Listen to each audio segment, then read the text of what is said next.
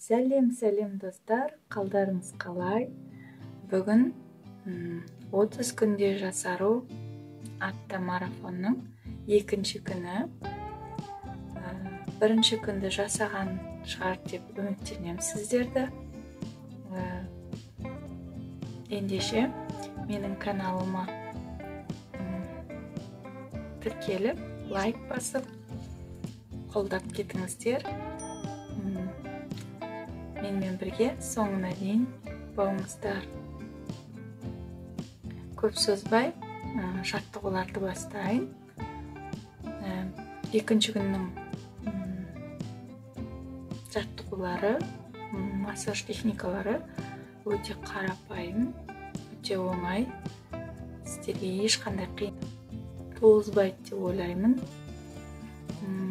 Сондықтан менімен бірге соңына дейін болыңыздар. Кеттік. Алдымен міндетті түрде бетіңізді тазалап жуып, және өзіңізге ыңғайлы май немесе крем жағып алыңыз бетіңізге. Мінекей мен жағып жатырмын.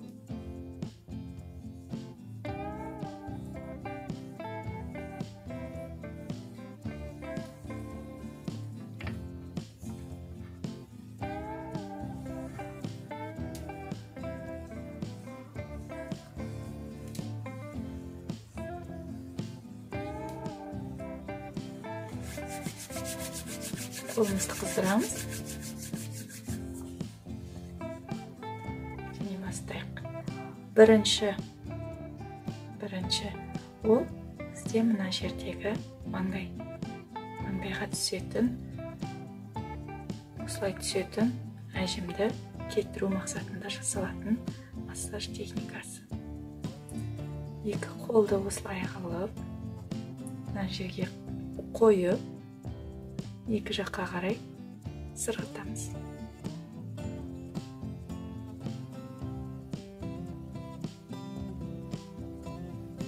Сықпаймыз, қастың үстіне жүріп отырамыз.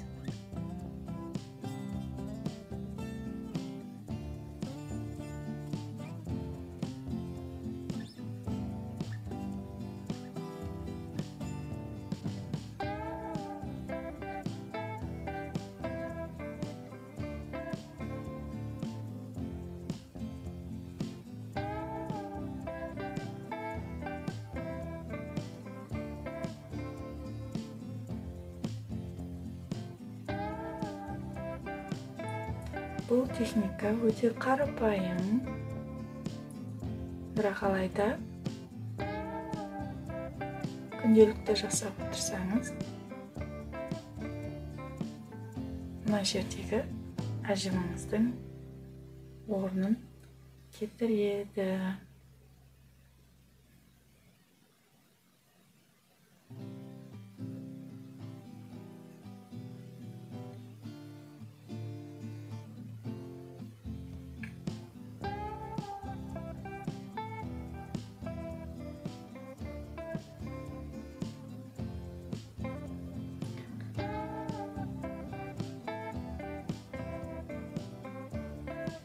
Бұл күннің жоспарлы массаж техникаларын күніне бір-екі рет жасасаңыз, жеткілікті. Бетіңіз күнделікті жасағаннан кейін есінде сақтап шығады. Соны есінде сақтап қалады.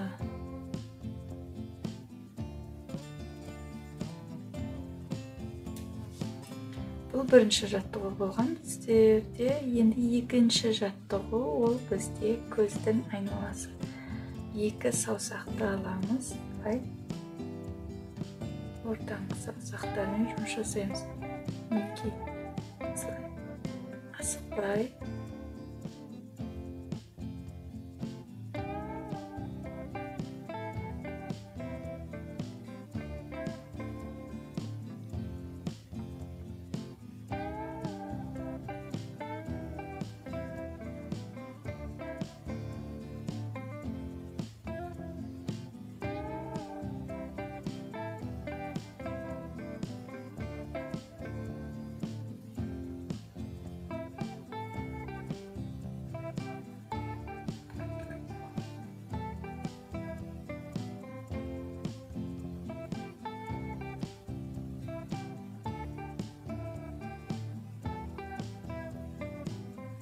қатты баспаймыз.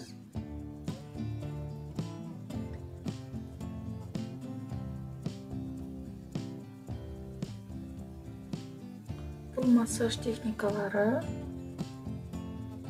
массаж түрлері жасартады, қартаюдың алдын алады. Біз әрине біз адамбыз, қартаямыз, бірақ жас қалпыңды ұзақ сақтауға көмектеседі.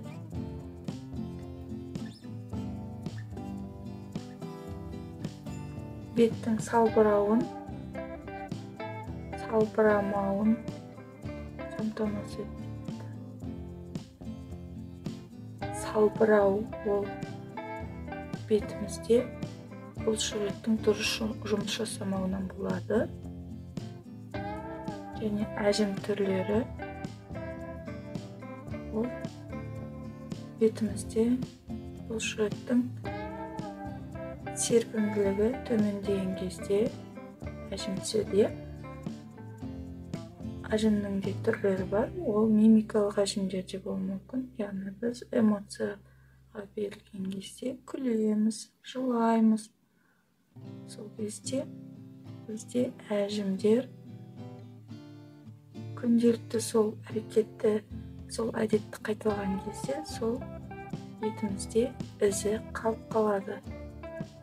Ал соның кетіру үшін біз әрдайым бетімізбен, бұлшықетімізбен жұмыс жасауымыз керек.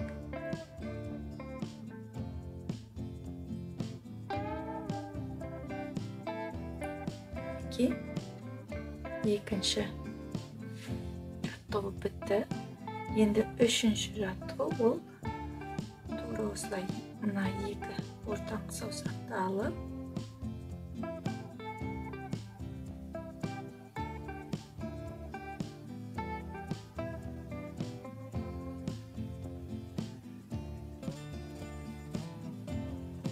осылай басамыз. Қатты баспаймыз. Қолыңызға да күш түсірмеңіз. Ауырып қалады. Қатты күш түсірудің қажеті жоқ.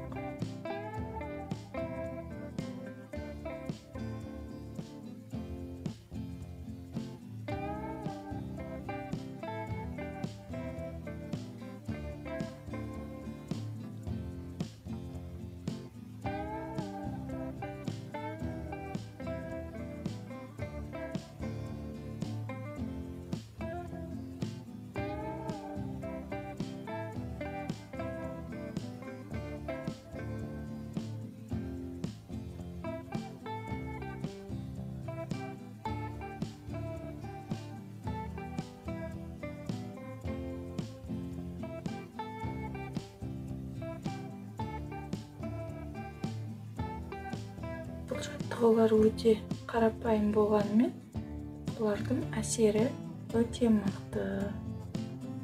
Бастысы ерінбей, күнделікті менімен бірге жасап, қайталап отырсаңыз болғаны.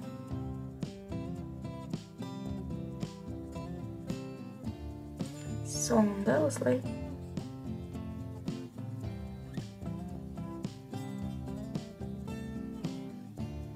үшінші жаттығудың соңында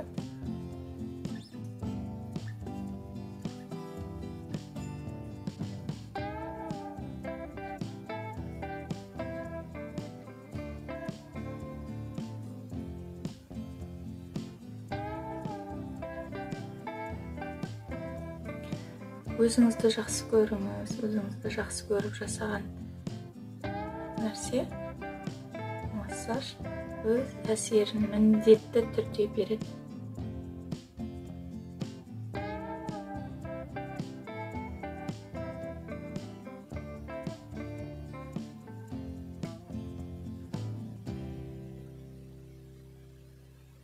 Мінекей, төртінші жаттығу ол бізде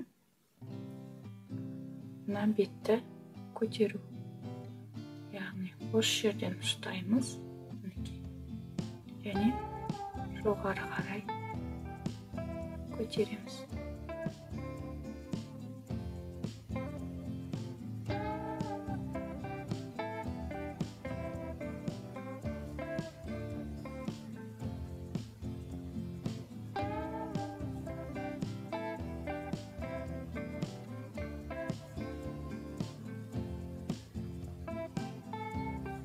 Тағы да айтам, қолыңызға қатты күш салмаңыз, ауырып қалады саусақтарыңыз.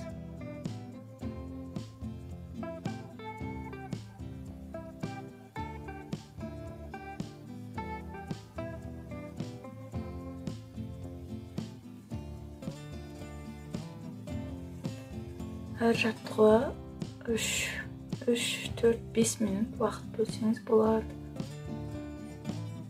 Күніне 2 рет жасасаңыз, тіптен керемет болады. Және күнделікті мен көрсетіп отырған жаттығуларды жасап шықсаңыз, нәтиже болады сізге. Кеңес беремін осыларды жасауға. Мына жерден алып көтереміз.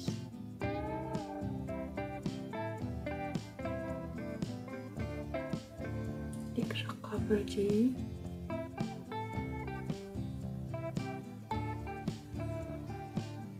Күтілетін нәтиже бет тартылады, бет терісі тартылады және әжімдер тегістеледі.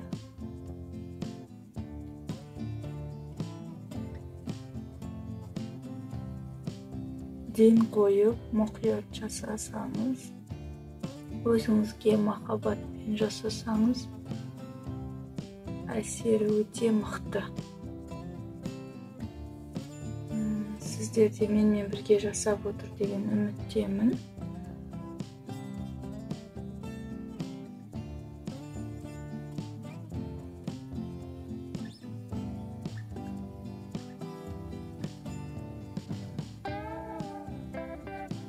Менімен бірге қайталап жасаңыз.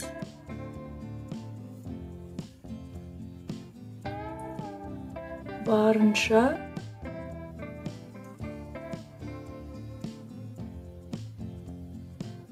өзіңізге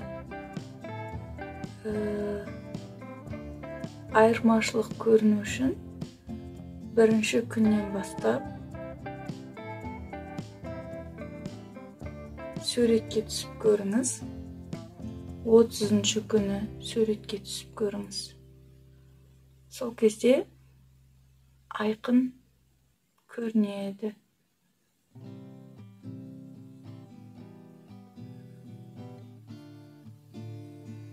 Сіздерге тағы да айтам, беттің салбырауы, беттің терісінің төмен түсуі табиғи құбылыс болғанымен,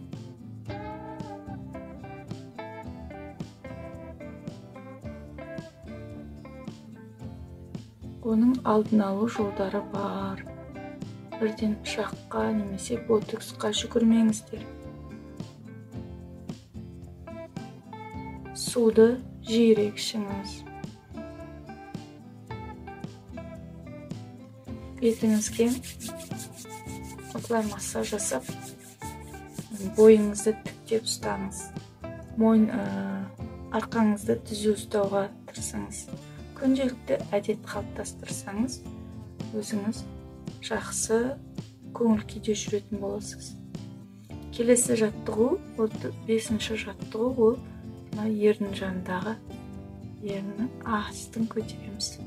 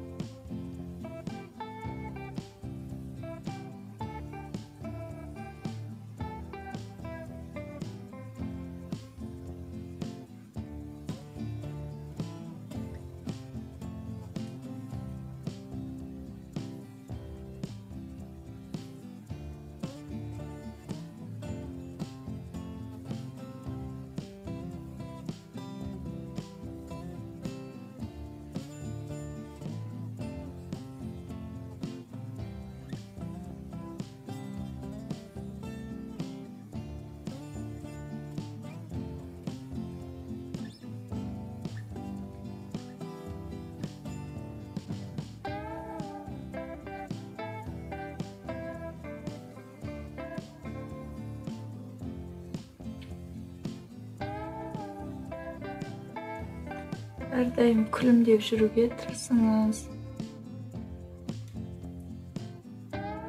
Күлген кезде адамның өмір жасы ұзарады деп айтады ғой. Жасыңызды ұзартыңыз.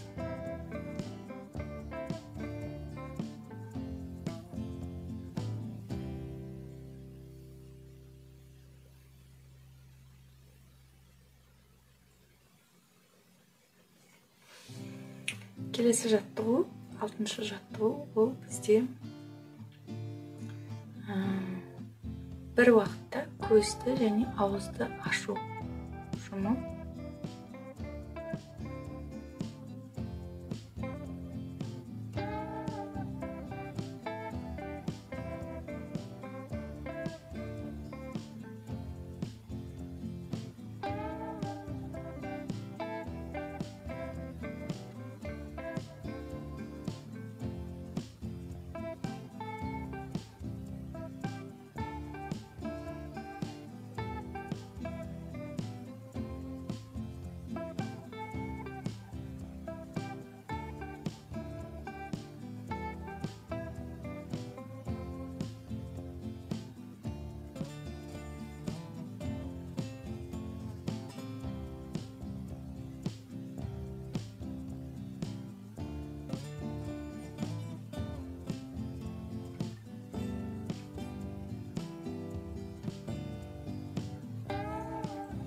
Менің түрім біртүрлі болып кетуі мүмкін. Бұл жаттығу өзі сондай, бірақ жасап көріңіз. Нәтижесін көретін боласыз. Барынша жасауға тырысыңыз. Бұл жаттығу өте көзіңізге де пайдалы. Көзіңіздің көру қабілетін және көзіңіздің айналасындағы бұлшықеттерді жұмыс жасатады.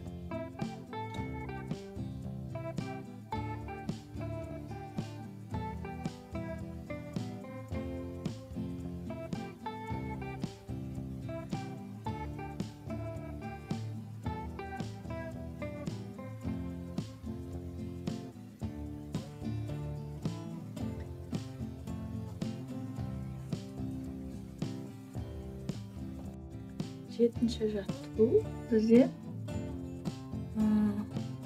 басымызды сәл шалқайтамыз және жағымызды алдыға қарай береміз де осылай ішімізден 1, 2, 3-ке дейін санаймыз. Қайтадан жібереміз.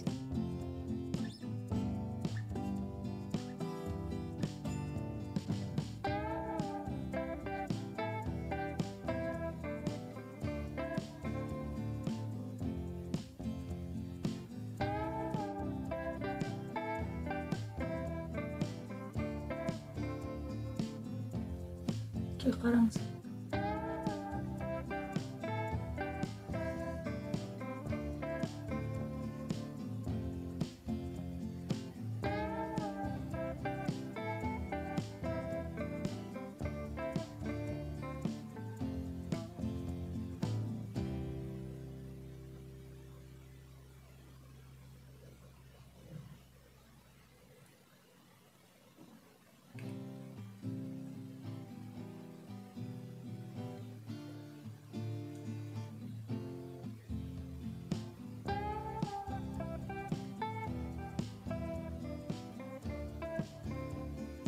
Басыңызды жоғары көтеріп жасаған дұрыс. Өйткені мына жердегі бұлшықеттер төмен болған кезде жұмыс жасамайды.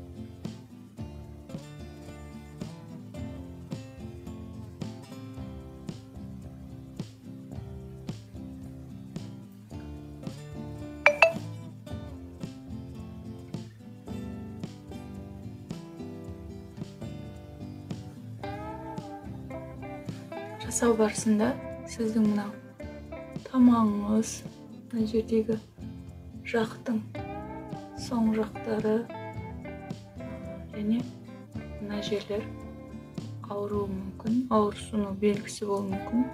Бірақ мойымаңыз, жасай беріңіз. Бұл жаттығудың әсері болып жатыр деген сөз.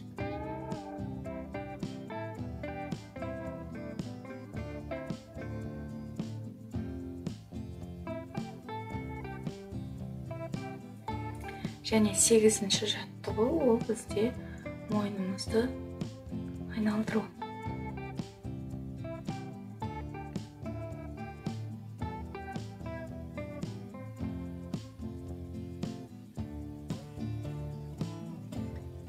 Көзіңізді жұмбаңыз.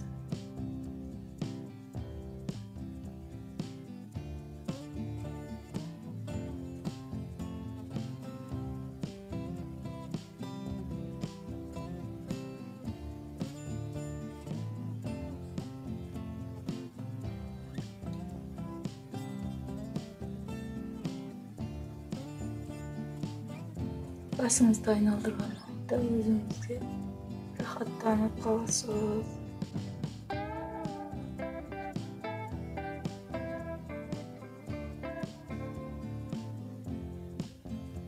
Мойындағы жиналған қысымдар, ауырлық сезімі бәрі басылады. Арқаңызға жылу барып жатқаны сезіледі.